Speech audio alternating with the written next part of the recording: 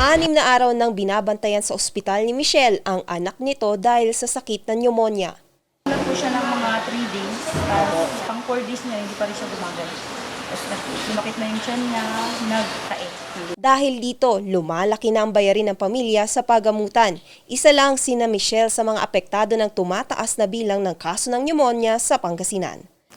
Sa panahon po ng tag-init, tinitingnan po namin yung mga sakit po na waterborne.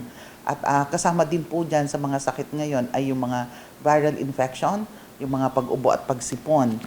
Maliban kasi sa COVID-19, binabantayan din ngayon ang mga common viral lung infections gaya ng lagnat, ubo at sipon. Pagpapalit po ng temperatura, malamig naman po sa madaling araw, subalit pag dumating po ang 10 o'clock to 3, so mainit na ang panahon. Actually, even now, yung heat index natin napakataas at 8 o'clock.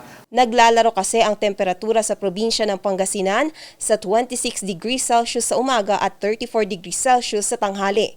Maiging iwasan daw ang pagsusuot ng dark-colored na mga damit upang hindi maging pawisin at iwasang matuyuan ng pawis. Nakaka-affect doon po sa ating pong kalusugan, particularly doon sa mga bata.